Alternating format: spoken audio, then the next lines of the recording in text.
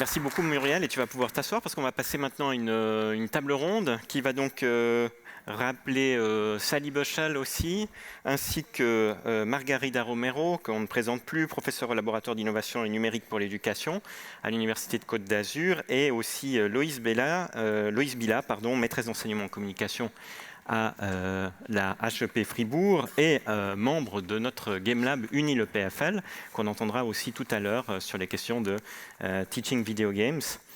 L'objectif de cette table ronde est aussi de vous donner la parole à un certain moment. On n'est pas en avance sur le timing, donc on va voir un peu comment on va faire, mais si jamais il y aura un espace aussi pour continuer les échanges. Bonjour Loïse. Voilà, bonjour tout le monde. Donc peut-être on a déjà entendu un peu vos activités, Sally et Muriel, mais je voulais donner juste vos titres et fonctions, Loïse et Margarida, mais peut-être juste vous entendre un petit peu sur ce qui vous occupe maintenant. Margarida, peut-être tu veux nous dire en quelques mots ce qui te mobilise actuellement. Je crois qu'il y a des micros qui sont juste à côté de vous. Ah. Voilà, exactement. Désolée, dans un événement numérique, et puis trouver les micros. Donc, Margarida Romero, donc je travaille à la croisée entre les sciences de l'éducation et les sciences du numérique. Donc actuellement à l'Université Côte d'Azur.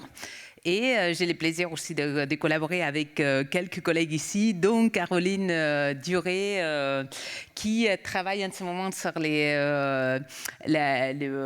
activités de co-conception pour aider les enseignants à intégrer le numérique en éducation. Et dans le cadre du laboratoire d'innovation et numérique pour l'éducation, un des aspects sur lesquels on est en train d'avancer, c'est les rêves des sciences de l'éducation computationnelle, mais peut-être on nous dira après. Qu'on en parlera après. Oui, merci beaucoup. Je crois qu'on a tous un peu des micros à côté de nous, hein, sauf faire... Non ? Ah ouais, on en a un là. Ok, très bien. Bon, alors moi, j'en ai pas besoin. Et donc, Loïse ? Oui, Loïs Bila, merci de m'accueillir. Je suis maîtresse d'enseignement à la HEP Fribourg en communication, mais j'interviens ici en tant que membre du Game Lab Uni les PFL, puisque je vais parler de notre projet Teaching with Video Game, qui est financé par le Collège des Humanités ici à l'EPFL et par le FNS via un fonds Agora de médiation scientifique, qui avait deux buts vraiment. C'est de transposer d'une part le savoir académique sur les jeux vidéo dans la formation post-obligatoire dans le canton de Vaud, et deuxièmement, d'utiliser le jeu vidéo comme moyen d'enseignement qui favorise des apprentissages, toujours en regard des différents plans d'études cadres de Suisse romande. Nous avons 6 ateliers budgétés, nous en avons déjà implémenté 4. Pour le moment, les savoirs disciplinaires qui sont convoqués sont l'analyse de texte, les sciences de l'environnement, l'informatique, la sociologie, l'histoire et la communication multimodale. Magnifique, merci beaucoup Loïse. J'en profite pour saluer aussi, il y a une autre personne qui est sur cette estrade, c'est donc Loris Rima, qui est bientôt assistant chez nous, et qui a fait un mémoire sur Doom, donc vous voyez qu'on reste tout à fait dans ce genre de thématique. J'essayais.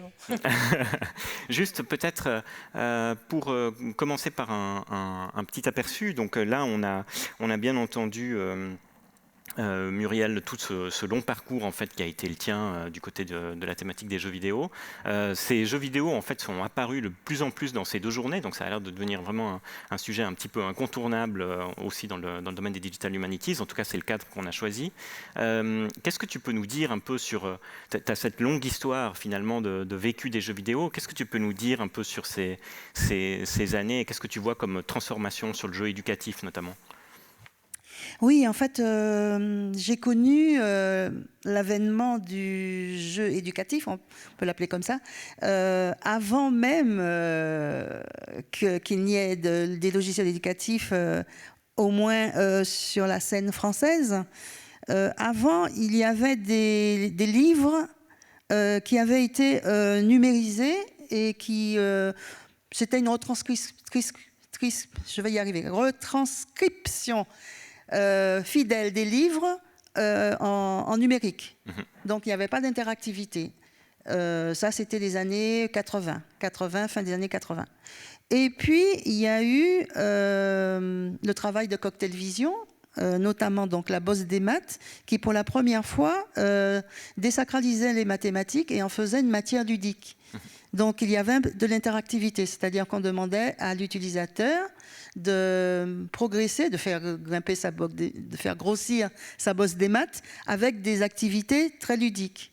Du coup, on commençait à voir apparaître ce qu'on appelait l'interactivité, c'est-à-dire la possibilité de dialoguer, la possibilité de dialogue entre l'utilisateur et la machine et le scénario. Et puis donc,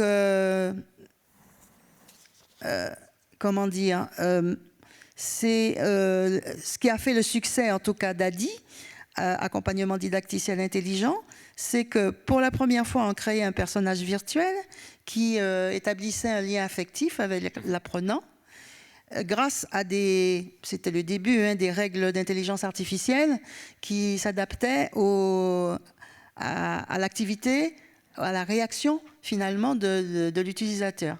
Donc ça, c'est un premier critère de succès. Le deuxième critère, c'est que ce petit personnage virtuel n'était jamais censeur, c'est-à-dire qu'il ne réprimandait jamais l'utilisateur comme le ferait un parent mécontent d'une mauvaise note ou un enseignant. Donc toujours encourageant, même en cas de mauvais résultats. Alors ça a été vraiment le plus produit. Et puis, il était très bavard, notre personnage virtuel, et il permettait aux joueurs de créer son avatar aussi. Ça, c'était une première. Ça n'existe pas. Ça n'existait pas avant. Et puis, une quatrième chose aussi qu'on a mis en place, c'était les classes virtuelles. C'est-à-dire qu'on pouvait réserver des créneaux horaires pour pouvoir se rendre dans une classe dite virtuelle à tel point, enfin, elles étaient automatisées, mais à tel point réelles que les utilisateurs croyaient qu'il y avait des enseignants derrière, alors que c'était tout simplement automatisé. Et il y avait même des cancres dans la classe qui lançaient des avions virtuels pendant la classe. Donc voilà, ces 4 éléments ont été des succès forts, enfin disons porteurs de succès pour cette gamme. Donc on aura connu les fameux secrets du succès d'ADDIE dont on parlait hier soir. Tu évoquais qu'au départ, en fait, on a eu cette numérisation des livres, et puis je sais que, étonnamment, les écoles, c'est pas forcément les partenaires directement privilégiés, c'est pas forcément simple. Sally, peut-être dans les échanges qu'on avait eus, tu me disais que pour le projet que tu nous as présenté, en fait, ça n'a pas été facile d'entrer dans les écoles, mais que tu as dû aller chercher d'autres partenaires. Oui. Can I ask a question absolutely. of Muriel? Yeah, sure. Just so something which I think I wanted to ask you was your project deals with a problematic area historically, difficult. In the example, is the games, it's like interactive in the present, but passive in the past when you watch a more troubling story? Je suis pas sûre d'avoir compris. Ok, je sais. Quelqu'un peut traduire? Oui, vas-y. Bon, je ne suis pas certaine d'avoir... Mais voilà, donc Sally, je pense qu'elle pose la question de la temporalité des jeux. Donc, elle traite d'un passé problématique, mais tout en engageant l'usager dans les présents. Donc, c'est passif. Oui, passif. Sur le passé historique. Oui. Parce que c'est problématique. Ah, est-ce que c'est... Ah oui. J'ai toujours pas compris. Qu'est-ce qui est problématique? Parce que le jeu, c'est interactif, normalement. Oui. Mais quand vous avez dit l'historique, il change. But just go in English. L'image change, mais aussi, est-ce que le user, c'est passif? C'est passif pour le pass prochain? C'est une distanciation. Yeah, so it's interactive in the present, but is it passive in the past because it's a problematic story? Ah, ok. Parce que dans le jeu, dans les séquences que tu nous as montrées, dans la 3e, la partie qui est dans le passé, qui fait référence, c'est une partie passive. On voit juste des séquences qu'on débloque. Et la question de Sally, c'était est-ce que, en fait, ces séquences-là ne sont pas jouées justement parce qu'elles sont problématiques, et donc on fait que les regarder? Est-ce que c'est parce que ça fait référence à un passé difficile? Ah oui. Ce choix de ne pas passer par l'interaction dans ces séquences-là. Oui, effectivement, c'est la question de la mémoire que je voulais mettre en image et montrer que la mémoire, c'est quelque chose qu'on ne peut pas changer, c'est fixe, c'est figé, ça nous fait souffrir, mais il faut quand même la regarder en face. Okay. Il faut quand même regarder en face ses souvenirs, donc il faut passer par le storytelling. C'est pour ça que j'ai construit de manière narrative ce passé qu'il faut reconstituer. Parce que je pense que l'histoire ne peut pas être changée, il faut vivre avec, mais il ne faut pas avoir non plus peur de la découvrir. Aujourd'hui, on parle beaucoup de cancel culture, justement parce qu'on veut abolir cette mémoire, mais je pense qu'il faut la regarder en face, il ne faut pas détruire. Il ne faut pas casser, je suis contre le massacre des statues, mais il faut les comprendre et mieux les resituer dans notre présent. Voilà. Ouais. C'était donc bel et bien une distanciation. Non, c'est très intéressant. Et du coup, pour revenir peut-être à cette question sur les partenaires, donc pas les écoles directement, mais plutôt les bibliothèques, d'après ce que tu avais l'air de dire. J'ai quelque chose à dire justement, parce que nous avons essayé d'entrer au ministère de l'Éducation nationale avec nos productions, et personne n'y croyait, on ne croyait pas à l'interactivité, c'était tout nouveau, on était habitué au livre, donc quelque chose de statique. Donc tout ce qui bougeait, ça commençait à devenir un petit peu insidieux. Donc on a décidé de se passer des écoles, se passer du tampon d'utilité publique, du ministère, et de rentrer dans les maisons, finalement, puisque ça commençait à démarrer les ordinateurs personnels. Donc on s'est dit, on va créer de l'accompagnement, donc on va rentrer insidieusement dans les maisons et dans les écoles aussi, avec nos produits. Et c'est comme ça que ça a marché. Parce que ça a été, accepté et même plébiscité par les étudiants eux-mêmes, finalement, les écoliers eux-mêmes. Voilà. Donc la question de l'accès, elle est effectivement fondamentale.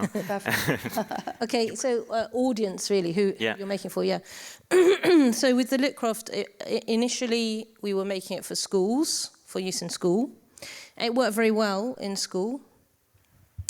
But I guess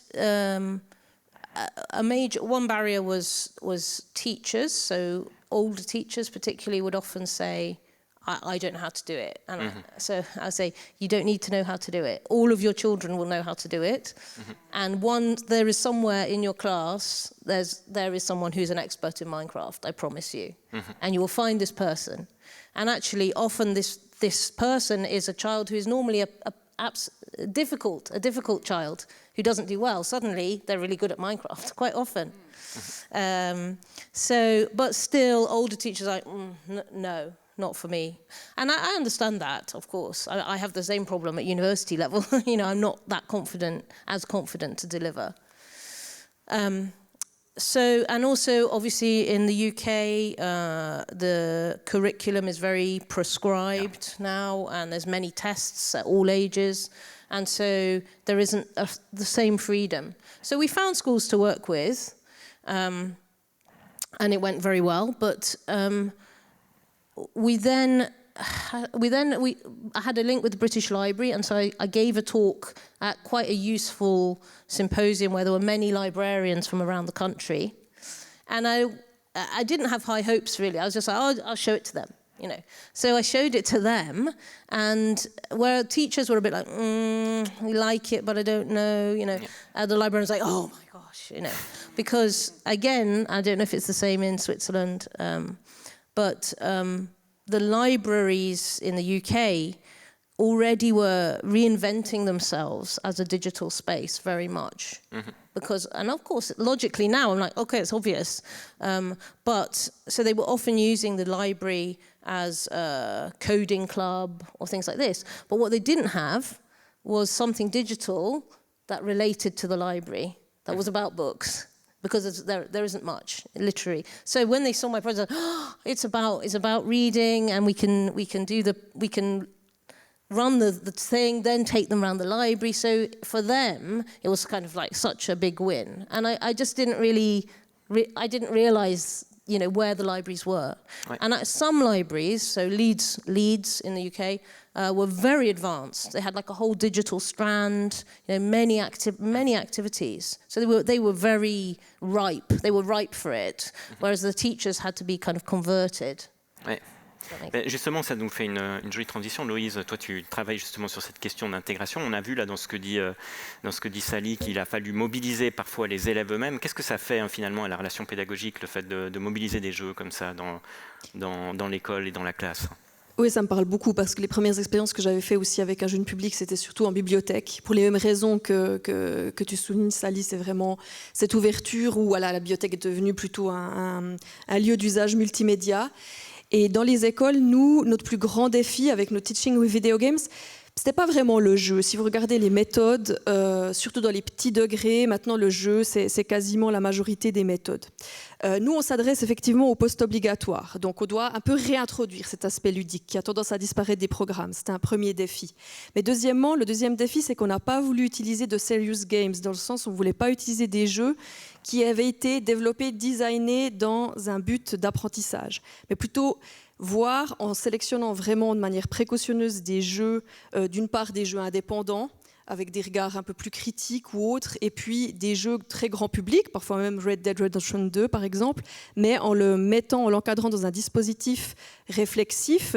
Donc on arrivait avec des pratiques auxquelles les élèves étaient plutôt familiers dans un cadre extrascolaire. Donc il a fallu en fait mettre en place des dispositifs pour défamiliariser ces pratiques ou ces connaissances a priori que les élèves avaient de ces jeux grand public ou indépendants, pour les refamiliariser en leur faisant prendre conscience de toutes les compétences qu'ils mettaient en jeu pour parvenir à progresser dans ces jeux, afin aussi d'arriver à légitimer beaucoup plus ces pratiques dans le cadre scolaire, en fait. Et puis, on s'est rendu compte qu'il y a toujours cette crainte quand même assez diffuse chez les enseignants-enseignantes, même si on parle en fait du tournant numérique. Pour la plupart d'entre eux, arriver avec du numérique dans leur programme, c'est toujours quelque chose qu'il faut ajouter en plus. Il n'y a pas le temps, il y a le programme, on nous dit de faire du numérique, alors qu'on doit aller de plus en plus vers l'analyse des œuvres multimodales, notamment, dont tu as parlé, Sally, aussi dans ta présentation, et ça passe aussi par ce type de médium. Mais sur la question, en fait, de qu'est-ce que ça fait d'amener le jeu en classe, dans les premières expériences qu'on a tentées, et puis dans les questions qu'on se posait, je pensais intéressant aussi de voir qu'est-ce que la classe apporte au jeu. Parce que pour nous, en fait, le fait de jouer dans un contexte de classe avec un dispositif qui contient donc un intervenant enseignant qui médiatise le rapport entre les élèves et les jeux, un enseignant responsable de classe qui est aussi présent, qui peut aussi être là en cas de soutien, mais aussi le développement d'un matériel pédagogique sous forme de fiches, sous forme d'exercices, d'accompagnement. Et l'ancrage de ce type de jeu non sérieux dans un contexte de classe, qu'un contexte d'apprentissage démocratique, où on a un collectif hétérogène qui doit apprendre ensemble, en fait, avec des élèves de parcours différents, d'opinions différentes, doivent en fait finalement nous permettre d'expérimenter une pratique plutôt inattendue du jeu vidéo, qui devient donc un moyen d'apprendre ensemble autour de l'interprétation du jeu, de sa manipulation, de tester des hypothèses, de faire face à des choix éthiques, des choix stratégiques et les tensions qu'ils révèlent ensemble, de s'entraider face à un objet qui résiste en fait, et pour reprendre les mots de Philippe Mérieux, de fabriquer ensemble du commun, où ce type de jeu devient une interrogation, clairement, pour les élèves, et donc le début de toute entrée dans la connaissance. Okay. J'ai une question. Est-ce que tu n'as pas rencontré, est-ce que vous n'avez pas rencontré le projet, la peur de l'enseignant justement d'être remplacé par le jeu vidéo? Et deuxième question, est-ce que ça n'est pas contradictoire d'insérer du jeu qui aurait pu être autonome à l'intérieur d'une pratique collective, enfin Oui, justement, la pratique collective permet en fait aux élèves aussi d'apprendre à négocier entre eux, de développer en fait des compétences de sociabilité, parce que généralement, ces types de pratiques de jeu se font entre groupes affinitaires ou seuls. Donc on voulait vraiment faire rentrer cet objet dans ce que la classe permet en fait en termes d'exercice à la citoyenneté. C'est très intéressant parce que moi j'ai pas vu les choses sous cet angle. On retourne un peu le regard. Tout à fait. Et la peur de l'enseignant d'être remplacé? Alors d'être remplacé, c'est vrai que nous, on a la chance de pouvoir être là un petit peu comme dispositif à la carte, où on intervient avec des enseignants qui nous réservent. Mais du coup, il y a ce côté un peu, on est en parenthèse, on est une petite parenthèse par rapport au programme qui est compliqué, mais on a envie de leur donner envie de leur montrer avec des séquences pédagogiques comment en fait ils peuvent intégrer ce médium dans leurs enseignements, en arrivant, en leur donnant envie. Mais ce qui est intéressant, c'est de mettre en place des dispositifs où les élèves interagissent en même temps avec nous en tant qu'enseignants intervenants et avec le jeu qui est en train de se développer. Et on a remarqué que ça fonctionnait bien. Et on s'est dit qu'une hypothèse qu'on avait, c'était vraiment où on voit les élèves qui interagissent, qui aident en fait leur camarade qui tient à la manette, par exemple pour réaliser, on devait réaliser des actions diégétiques, extradiégétiques, de la machine ou des personnages de l'intérieur du jeu. Et puis, les élèves non-joueurs aidaient très volontiers leurs camarades, mais aussi continuaient à répondre aux questions de l'enseignant-enseignante. Ils avaient vraiment une attention double, en fait. Il n'y avait pas un remplacement des consignes du jeu de l'enseignant. Il y avait vraiment ce double regard, et on s'est demandé si ce n'était pas aussi à cause de l'explosion des pratiques de streaming du jeu depuis le confinement, où ces jeunes ont développé cette capacité à la fois d'interagir avec quelqu'un qui joue, d'être spectateur de ce fameux jeu secondaire, en fait, et d'avoir du plaisir à regarder quelqu'un d'autre jouer et participer par un échange. Et ça, c'était vraiment une surprise, en fait, de la recherche appliquée. Ça, tout à fait. Je crois que ces perspectives ouvrent beaucoup de portes. Peut-être, Margarida, là, on a parlé des usages qui sont vraiment ceux de mobiliser le jeu vidéo. Alors, on pourrait prendre le jeu vidéo comme objet d'étude, à proprement parler, comme on étudierait un texte ou un film ou une photo. Toi, tu travailles aussi sur la création de jeux comme stratégie pédagogique. Est-ce que tu peux nous dire un peu quelque chose à ce sujet-là, peut-être comme type de compétences qui sont développées dans ce cadre et autres? Oui, tout à fait. Et en fait, on était en train de bavarder pendant la présentation de Sally, parce que ça rejoint cet aspect avec Caroline, avec cet aspect de co-création, parce qu'on s'est dit, en fait, que justement, en tant que objet, les jeux peut être aussi un élément qui soit peut être un élément qui donne lieu à la co-création. Et même ce que nous, on fait, et on avait commencé à l'Université Laval au Québec, c'est engager les apprenants de tout âge, donc, et même en contexte intergénérationnel, donc parfois des petits avec leurs grands-parents, dans des contextes formels ou informels, dans la création de jeux. Et donc, bien sûr, on n'arrive pas aux productions de Muriel, donc on est très loin de ça, mais ce qui nous intéresse, c'est justement la démarche d'analyse, parce que quand un enfant va faire un jeu, il doit s'approprier des sujets, donc il va rentrer dans ces processus d'empathie, de compréhension, d'enquête sur un domaine, il va modéliser. Il va se poser les questions de comment je peux développer ces jeux-là. Si on va sur les numériques, ça va lui demander des compétences numériques et même de la pensée informatique s'il doit réfléchir à créer un artefact, un programme ou même à engager des dispositifs de microélectronique ou de robotique ou autre. Et c'est cette démarche-là qui nous intéresse, c'est celle de considérer qu'au-delà de la consommation, on peut être dans des démarches de co-construction dans lesquelles l'élève, on lui fait comprendre pas uniquement les domaines des connaissances qu'on souhaite aborder dans les objectifs pédagogiques qu'on est en train de travailler, mais également on l'aide à s'approprier des jeux en se disant, voilà, on va soulever les capots et on va se dire que on va mieux comprendre qu'est-ce qu'il y a derrière, et un jour on va rêver et on va devenir des Muriel. I think what is very interesting, that the co-creation, I moved towards that because it's about change. Yeah, like you say, changing the dynamic in the classroom. And even with the mind as it is, it's quite structured. It's still teacher-led. But then once they get into the game, they're doing whatever they're doing whatever they want. It's not And so I wanted to free that up, so they have ownership of what they're doing in the game world, which I think is really interesting in the classroom. And so I want to film them as well. But I guess just coming back to the space, the spaces that one uses, the classroom space is always predetermined in practical ways. That's why we use iPads, actually, we can go straight in. But also, obviously, pedagogically. The library is not. But I'm also very interested in having when we do the project, I want to do the classroom co-creation, but then also have a club coming out of this, an after-school club, Literary Minecraft, where they can build their own worlds, and we can help them do that. So I think thinking about, again, Minecraft, this works very well for, the different spaces in which you can use it. Always they're positive. In the classroom, of course, they say they can't believe we're allowed to play Minecraft in the classroom.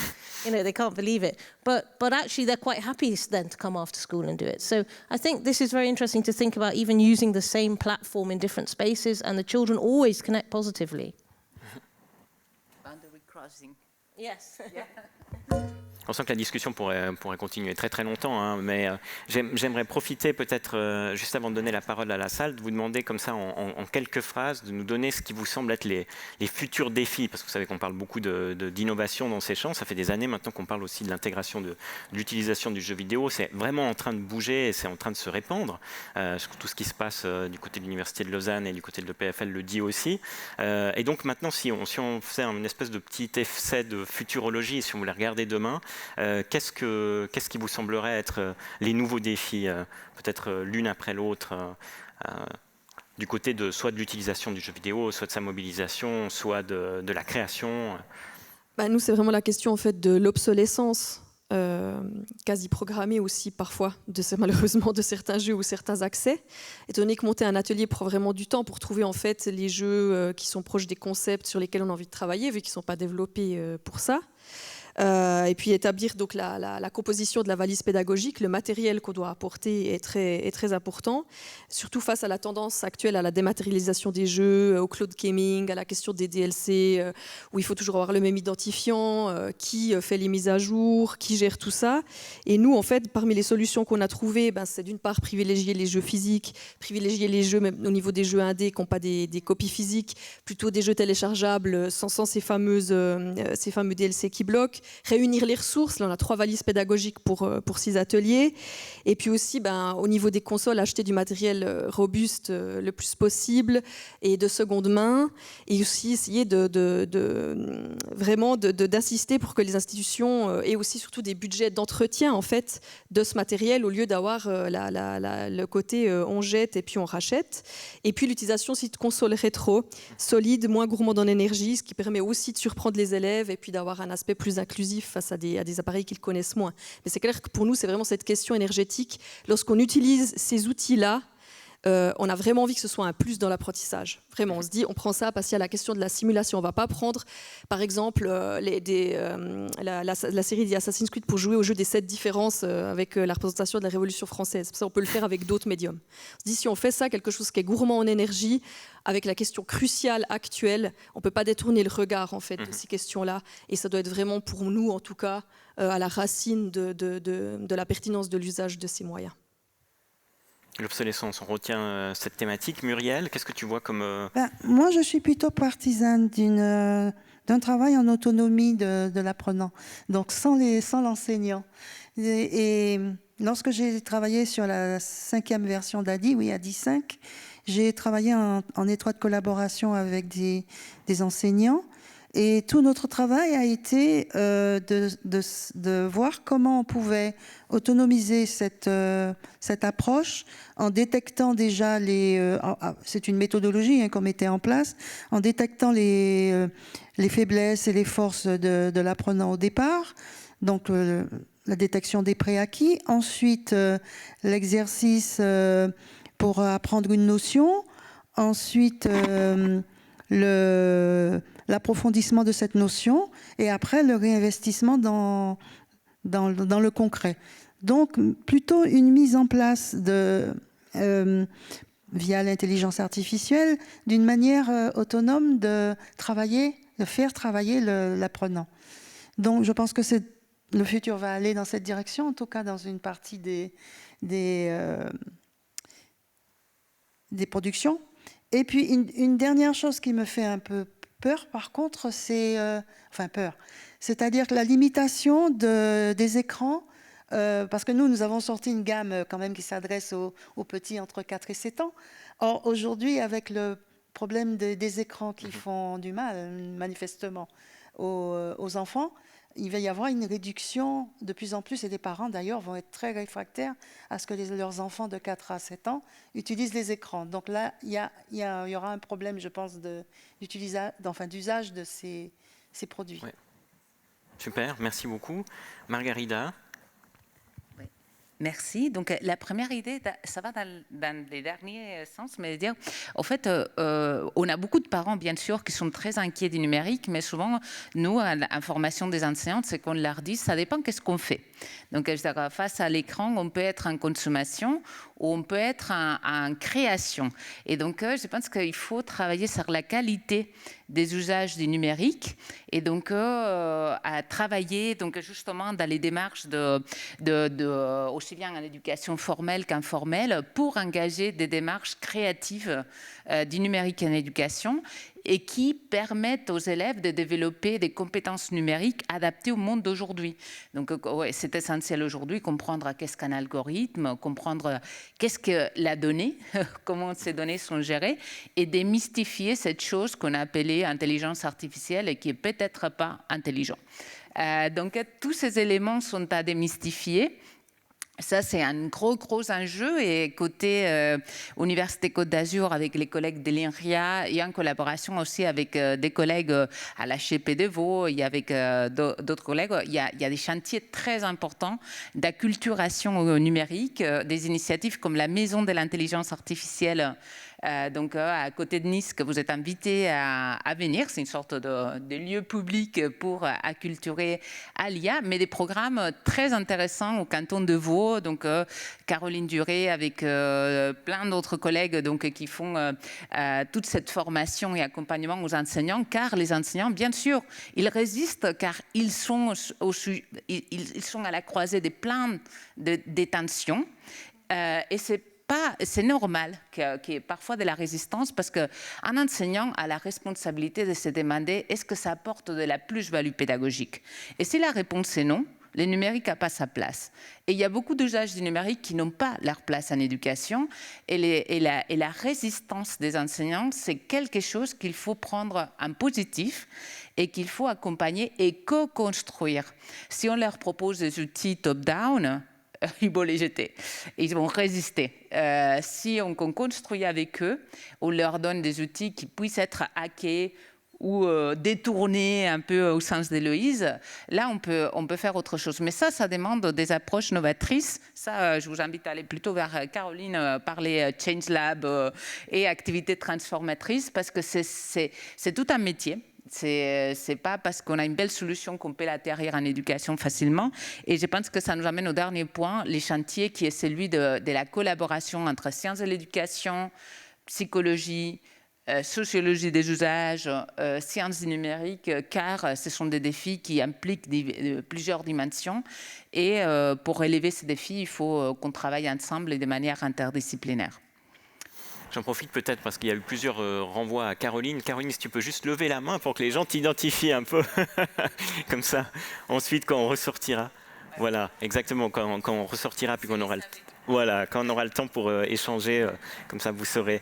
Très bien. Sally, qu'est-ce que tu vois comme enjeu? For the future. Yeah. Ouais.